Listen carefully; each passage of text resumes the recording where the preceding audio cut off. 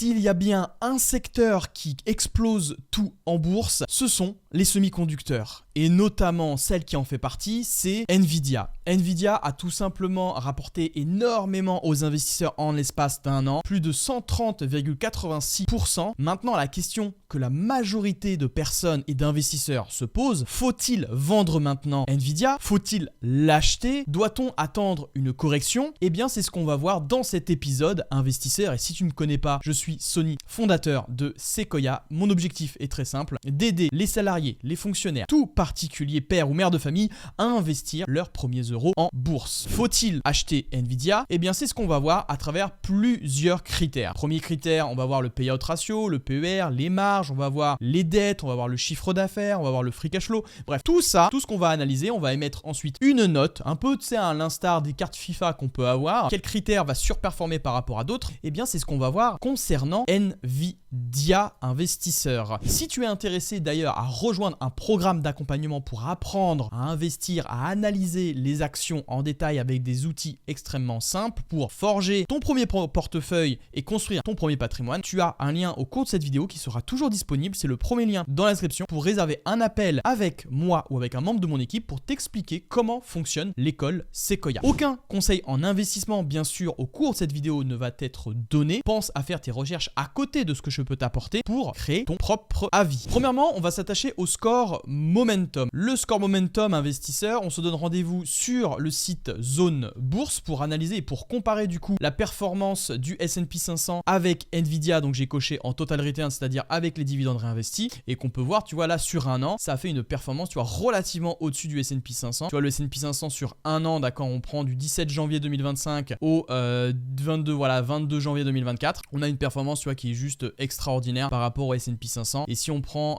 sur 10 ans, c'est ce que j'aime bien faire pour prendre vraiment, tu vois, voilà, hop. Là, on peut voir très clairement que la performance est extra par rapport au S&P 500 où on a plus 27 974. Alors, si on compare ensuite, tu vois, si on retourne sur mon petit graphique, eh bien, on peut voir, alors là, j'ai pris en non-dividende réinvesti, tu vois, sur 10 ans, on est à plus 26 854% et le S&P 500 sur 10 ans, plus 189%. Donc, en termes de performance, il n'y a rien à voir. C'est vrai que Nvidia a rapporté énormément, en tout cas sur le long terme, aux investisseurs. On va passer maintenant au score de croissance. Mais juste avant de passer au score de croissance investisseur, si le concept de vidéo te plaît et que tu veux voir davantage de vidéos d'analyse, pense à laisser ton plus beau pouce vert et à t'abonner à la chaîne de Sequoia. On continue donc, comme je te l'ai dit, sur le score de croissance. Alors le score de croissance, on va analyser le chiffre d'affaires, la croissance du chiffre d'affaires et la croissance du free cash flow, donc le flux de trésorerie libre. Premièrement, ce qu'on regarde, c'est le total revenu. Tu peux voir qu'en 2015, Nvidia était à 4,68 milliards. Et là, on est passé, tu vois, qu'on a augmenté. Là, pour tout simplement exploser les compteurs, on est passé, tu vois, ici plutôt en 2024, excuse-moi, à 60,92 milliards. Mais en fait, ce qui nous intéresse le plus, moi j'aime bien ce site-là, tu vois, je suis sur FinChat, hein, d'accord, si ça t'intéresse, c'est de mettre même les prévisions, tu vois, on va aller jusqu'en janvier 2026. Et janvier 2026, tu vois que tout simplement, mais janvier 2025, on a des prévisions sur croissance du chiffre d'affaires et sur croissance, alors ça on va le voir après, mais en tout cas sur le chiffre d'affaires, ça explose. Bon, je t'ai un peu spoilé du coup, parce qu'on va voir maintenant désormais le free cash flow, donc le flux de trésorerie libre. Et bien on peut voir que également on a une croissance exponentielle donc du free cash flow. Ici on est vraiment très très bon, tu vois qu'on a quasiment doublé là entre même plus que, ouais, quasiment doublé, un peu plus du double entre 2024 et les prévisions pour 2025, et ensuite en 2026 également une croissance exponentielle. Donc si on va sur ma diapositive pour donc faire le bilan, on peut voir que le CAGR, tu vois, sur 5 ans est de 62,43%, c'est-à-dire que c'est la croissance moyenne annuelle, d'accord, du chiffre d'affaires. On étale comme ça pour vraiment avoir une moyenne en fin de compte de sa croissance. C'est tout simplement extraordinaire. Et quand on prend le CAGR, pareil, la croissance, le Compound Annual Growth Rate, ça veut dire ça, CAGR, c'est 58,44% sur le free cash flow. Donc on voit vraiment qu'on a une très très très belle croissance, et même les prévisions pour 2025, c'est juste stratosphérique. Donc moi, mon avis personnel, je te l'ai mis juste en bas, la croissance de Nvidia est énorme. Donc voilà, comme je te l'ai dit, les prévisions pour 2025 annoncent un multiple de plus de 2, à la fois sur le chiffre d'affaires et sur la croissance du free cash flow. Donc là, c'est tout simplement un très bon point. Donc en attente, encore une fois, sur Nvidia. Et si on va maintenant sur le score de santé, c'est-à-dire est-ce que l'entreprise est endettée, eh bien on peut voir pas vraiment. Tu vois que même la dette, tu vois, sur les fonds propres, sur les capitaux propres de l'entreprise, eh bien c'est extrêmement bien maîtrisé. Moi je veux, tu vois, une entreprise inférieure à 80%. Alors attention, une entreprise qui est endettée ne veut pas dire qu'elle est mal en point, d'accord? Elle peut très bien utiliser son endettement. C'est pour ça qu'on va utiliser aussi ce qu'on appelle la rentabilité des capitaux propres employés avec le ROCE. La formule prend en compte les dettes. Et bien ça on va le voir tout à l'heure. Ensuite on a le payout ratio, donc c'est-à-dire le pourcentage de bénéfices qui est distribué sous forme de dividendes. Là on est à 1%. Ce qui veut dire c'est que à l'avenir, Nvidia donc peut fortement augmenter son dividende. C'est ce que je mets, tu vois, dans mon avis juste en bas. Et la dette sur EBITDA, on peut voir, tu vois, qu'elle peut rembourser toutes ses dettes avec son EBITDA en moins d'un an, tu vois, en 0,11, donc extrêmement rapidement. C'est très très bon. Donc pour moi, voilà. Alors l'entreprise, mon avis personnel, c'est pas une action à dividende réellement. Elle préfère en ce moment réinvestir dans sa croissance, mais qui à terme, par rapport à ton prix d'achat auquel tu l'as acheté, si Nvidia arrive à maturité, eh bien peut augmenter un peu plus son dividende pour fidéliser les actionnaires et donc ensuite toi profiter justement d'un yield on cost beaucoup plus élevé que si tu l'achetais au prix qu'elle sera dans 10 ans, 20 ans. C'est pour ça que c'est intéressant aussi de profiter de cette croissance quand tu achètes tôt une action. Alors bien sûr, ce ne sont pas des conseils d'investissement, d'accord? Pense à faire tes propres recherches aussi actuellement. Donc moi, ce n'est pas une entreprise endettée, elle maîtrise très très bien ses dettes à l'heure actuelle. Maintenant, le score que tout le monde attend, bien entendu, ça va être le score de valorisation. On le sait, Nvidia est une entreprise extrêmement chère, mais est-elle vraiment chère? Eh bien, c'est ce qu'on va voir, investisseurs. Si on va donc sur Zone Bourse, sur la valorisation de l'entreprise, eh bien on constate, tu vois, que le PER historique, donc c'est-à-dire la moyenne sur 5 ans, comme tu peux le voir juste ici sur Zone Bourse, est de 71,6 fois ses bénéfices. C'est-à-dire que tu es prêt à payer donc pour $1 de bénéfice 71,6 fois. Et bien donc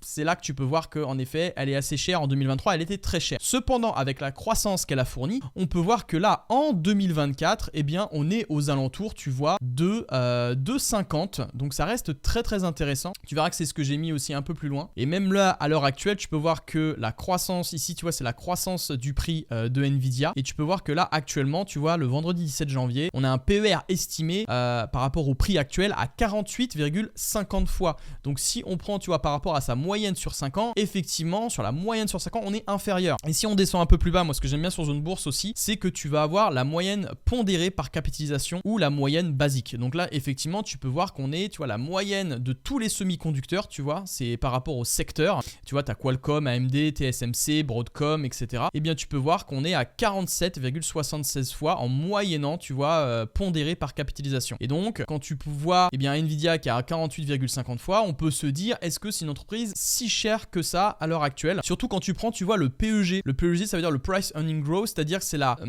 prévision, c'est-à-dire c'est la cherté du prix, c'est-à-dire on prend le Price Earning, d'accord, mais par rapport aux bénéfices attendus de l'entreprise. Donc, c'est-à-dire que par rapport à ce tu vois, à ce qu'elle a attendu en 2023, elle était même inférieure. C'est-à-dire que l'entreprise était pas chère par rapport à la croissance qu'elle fournissait plus tard. Et donc tu peux voir qu'aussi en 2024, on est aussi inférieur. Tu vois juste ici. Alors mon avis personnel concernant Nvidia, ça va peut-être te surprendre, mais moi je trouve l'entreprise par rapport au secteur et par rapport à sa moyenne sur 5 ans, eh bien légèrement surévaluée. Il faut bien sûr comparer les PER toujours par rapport à un secteur. Là, le secteur du semi-conducteur est en vogue. Il y a beaucoup d'attentes de croissance par les investisseurs. C'est pour cette raison d'ailleurs qu'il y a des PER très élevés. Cependant, attention, si le chiffre d'affaires n'est pas atteint ou pareil sur les free cash flow, si les analystes par rapport à ce qu'ils ont prévu, eh bien l'entreprise ne parvient pas à atteindre ce qui est attendu, eh bien là par contre il peut y avoir une très très très forte correction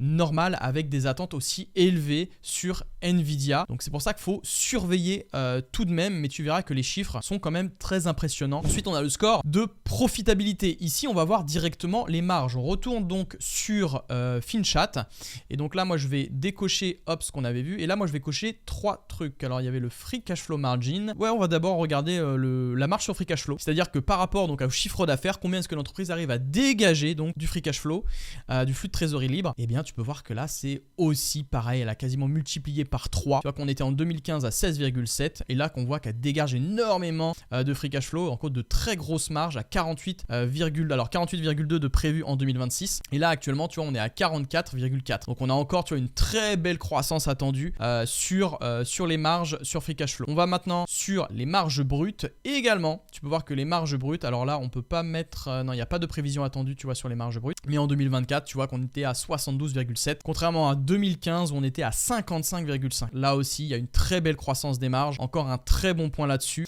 Et si on va maintenant sur la croissance des marges nettes, encore une fois il faut juste que tu penses à une chose, et justement avant de te faire ces conclusions, il faut savoir que toutes les marges de Nvidia ont explosé, se sont améliorées. Et ça c'est très compliqué pour une boîte de faire ça parce qu'il faut optimiser les coûts, faut augmenter peut-être les prix, faut maintenir, donc faut se protéger face à la concurrence, parce que si on augmente les prix mais que la concurrence elle est vraiment forte, et il y a de la concurrence forte, et bien donc c'est pour ça que Nvidia donc arrive à augmenter ses marges. Petite nuance, est-ce que Nvidia va pouvoir maintenir ses marges sur le long terme? Et ça aussi c'est important parce que peut-être qu'il y a des concurrents beaucoup moins chers qui vont arriver et donc qui peut créer un peu de la friction sur les marges de Nvidia. Donc à surveiller tout de même, mais en tout cas à long terme on voit vraiment une nette tendance à la hausse. Donc ça aussi c'est un très bon point concernant les marges, tu vois, comme je te l'ai dit, passant de 25,6% en 2020 à 48,8% sur les marges nettes. Donc ça reste très bon aussi sur les marges. On va maintenant passer au score de profitabilité. On va retourner sur FinChat et là on va regarder donc le ROCE et le Return on Equity. Pareil, tu vois que les rentabilités explosent tout simplement. Tu vois que en 2024 tu vois qu'on est à 91,5% de ROE, donc de Return on Equity, et on a tu vois en 2015 14,2, et on a encore une croissance très forte des rentabilités, des rentabilités sur capitaux propres. Et sur les retours sur les capitaux propres employés, de même on a tout simplement explosé là sur les 12 derniers mois, tu vois, last 12 months, et bien on peut voir que pareil 114% et 73% en 2024. Donc encore une forte croissance. Là on est vraiment même plus tu vois sur de la spéculation, on est vraiment sur une boîte avec des fondamentaux qui restent extraordinaires, parce que ça aussi j'aimerais en discuter avec toi. Lors de la bulle internet il y avait beaucoup de spéculation, des boîtes qui étaient survalorisées à plus 100 fois de PER, etc. Il n'y a pas de souci, mais avait-elle était-elle aussi bien gérée que Nvidia à l'heure actuelle? Je ne pense pas. Ça aussi j'aimerais qu'on en parle dans les commentaires. N'hésite pas à me dire toi si Nvidia est actuellement en bulle par rapport aux fondamentaux qu'elle peut nous fournir.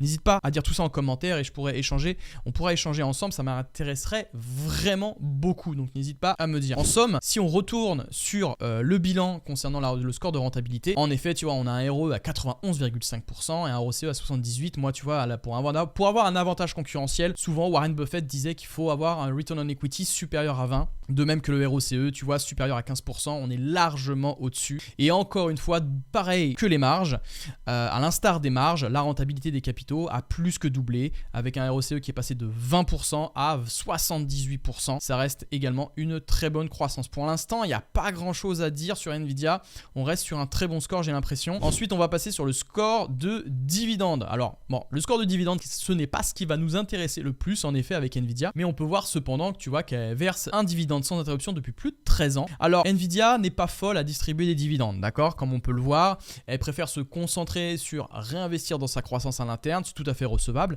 mais moi je pense qu'à long terme tu vois, déjà il faut le voir comme ça, hein. On est passé de 0,02 dollars de dividendes, tu vois, ici tu vois de 2018 à 2023, et là en 2025 on a prévu de le doubler, c'est quand même un x2, d'accord, sur le dividende versé. Donc ça aussi il faut bien le mesurer. Peut-être que là avec la croissance folle de Nvidia, peut-être que tu vois ces 0,01 eh bien vont se transformer en peut-être 10 un jour, 0,10 dollars, 0,15 dollars, et multiplié sur X années, ça pourra te rapporter. Et c'est pour ça que j'apprends ça vraiment à mes élèves au sein de l'écosystème Sequoia, c'est qu'avec la bourse on peut vraiment espérer gagner 2 fois potentiellement, d'accord. Aucun gain n'est certifié en bourse, mais ça va nous permettre plusieurs fois de gagner 2 fois avec ce genre de boîte, à la fois sur le dividende qui est versé et augmente en plus de ça, et surtout, je peux même faire un troisième point, c'est surtout avec la plus-value que peut générer ton action si tu décides donc de la revendre. Et donc on peut avoir des scores, on peut avoir vraiment une croissance de ce style sur le prix. Donc si tu es intéressé vraiment à choisir une stratégie qui te permet de gagner 2 fois en bourse, à la fois des revenus passifs avec les dividendes, mais à la fois en termes de plus-value, tu peux réserver un appel avec moi, c'est 100% gratuit, le premier lien dans la description, pour justement apprendre à structurer ton portefeuille, apprendre à analyser les actions en bourse pour gagner 2 fois. Si on retourne sur mon diapositive, on peut voir que la croissance, que le score de dividende, le rendement est pas fou, d'accord, on est à 0,03% à l'heure actuelle, mais peut-être que dans 10 10, 20 ans, 30 ans, peut-être que ton yield on cost, c'est-à-dire ton rendement sur coût au prix où tu l'as acheté il y a 10 ans de cela, 20 ans de cela, eh bien ça t'aura rapporté beaucoup plus in fine. Surtout qu'avec un payout ratio de 1%, eh bien le dividende peut vite être augmenté. Tu vois, plus 56, tu vois, le dividende a fait plus 56,58% à 2 ans. C'est ce qui est à 2 ans, c'est-à-dire donc ce qui est prévu 2 ans après. Eh bien en effet, le dividende peut fortement augmenter, surtout avec, comme je t'ai dit, un payout ratio à 1%. Alors maintenant, on va passer directement sur le scorecard. Alors le scorecard, ma note, tu l'auras douté, c'est de A+. On a un très bon payout ratio qui est maîtrisé, des marges nettes très hautes, une croissance du dividende très bonne, une dette sur capitaux propres aussi inférieure à 80%, un chiffre d'affaires, je t'en parle pas, avec le free cash flow, pareil, en forte croissance, un ROCE aussi très élevé, avec de très bonnes rentabilités en croissance, et on a également un PER. Bon, le PER, comme je t'ai dit, moi, je la trouve légèrement surévaluée, limite, tu vois, j'aurais dit bien évaluée par rapport au secteur dans lequel elle est, par rapport à ses concurrents. On est vraiment dans un secteur à forte croissance à l'heure actuelle. Est-ce que ça va continuer? Eh bien, vu les fondamentaux de l'entreprise, tout nous porte à croire que oui, la boîte va continuer de monter. Mais en tout cas, moi, je suis pas investi dessus, si tu veux le savoir, parce que j'ai vraiment du mal à savoir quand rentrer sur cette boîte. Est-ce qu'il faut rentrer maintenant? Est-ce qu'il faut attendre potentiellement une correction? Mais sachant que que la croissance attendue est très forte, est-ce que c'est le meilleur? Est-ce que attendre c'est la meilleure solution? Je ne sais pas. On va continuer un petit peu, investisseur, où on va aller sur les prévisions des prix, encore une fois, pour te donner un avis. Je suis sur TradingView, si tu veux aussi voir ça. Tu vas directement dans les 4 petits carrés et tu vas dans prévisions. Tu peux voir donc tout ça, tu vois. Donc tu vois, sur 51 analystes offrant des prévisions de prix à 1 an sur Nvidia, et bien on peut voir que le max des prix le plus haut, tu vois, c'est pour les très optimistes, c'est $220. La moyenne est à 175,65 $, ce qui vaut, tu vois, une performance de plus 27,55% sur 1 an. On est actuellement à 137,71% à l'heure où je tourne cette vidéo, bien entendu. Et le minimum possible, tu vois, c'est 135. Et bien sûr, hein, sur 66 analystes, et bien sur les 3 derniers mois, ils disent acheter fort. Tu vois, il y a beaucoup plus d'achats forts que de vendeurs. Maintenir, on en a 5. Buy, on en a 10. Mais voilà. On est vraiment sur une forte tendance, très forte croissance des semi-conducteurs. Néanmoins, je trouve qu'il faut faire attention, encore une fois. Donc voilà, comme je t'ai dit, voilà, je t'ai fait un petit débrief ici sur ma diapositive. Et bien sûr, mon score de sentiment et le score de sentiment qu'on a sur Yahoo Finance. On a 75% d'avis positifs, 12% de neutres et 14% de baissiers. Donc on voit vraiment que le secteur des semi-conducteurs est fortement apprécié. Le point fort, j'ai fait ma petite thèse d'investissement aussi. Point fort de Nvidia, une forte croissance des fondamentaux, que ça soit sur la croissance du chiffre d'affaires, la croissance sur free cash flow. Et tout ça, en fin de compte, je trouve que c'est sous-évalué, parce que quand tu prends le PEG qui est inférieur à 1, on voit que, bah oui, en effet, je pense que si on reste sur le même achat, en tout cas sur le même engouement et sur la même croissance, on peut avoir un PER in fine bien inférieur à ce qu'on attend par rapport au secteur. Donc à voir, on va attendre un petit peu encore. Et le point faible, bien sûr, ça tu l'as dit, le PER est supérieur légèrement à la moyenne du secteur, très légèrement, ce qui pourrait limiter le potentiel de hausse du titre à court terme, parce que forcément, il y a des investisseurs qui vont aussi regarder le PER, ils vont se dire, est-ce que c'est le moment de vendre? Est-ce qu'il faut acheter? Est-ce qu'il faut attendre? Beaucoup d'hésitation, je pense qu'il y a sur le titre à l'heure actuelle. Mais voilà, n'hésite pas à me dire, toi, est-ce que tu achèterais Nvidia? Qu'est-ce que tu penses de cette analyse? N'hésite pas à me faire un petit retour en commentaire. Et encore une fois, si tu es intéressé à rejoindre un programme d'accompagnement pour apprendre à sélectionner des actions de qualité, pour gagner à la fois des revenus passifs et faire croître ton capital à long terme, si tu veux vraiment rejoindre même une communauté privée, eh bien tu peux cliquer sur le premier lien dans l'inscription pour réserver un appel avec moi. On va t'expliquer comment fonctionne l'école Sequoia, d'accord? Il y a sans engagement, rien. On est là pour t'expliquer comment on fonctionne, tout simplement. Voilà, investisseur, j'espère que cette vidéo t'aura plu. N'hésite pas à t'abonner, à laisser ton plus beau pouce vert. On se retrouve très vite dans une prochaine vidéo. Je te dis à très vite et que la croissance et le rendement soient avec toi. Ciao.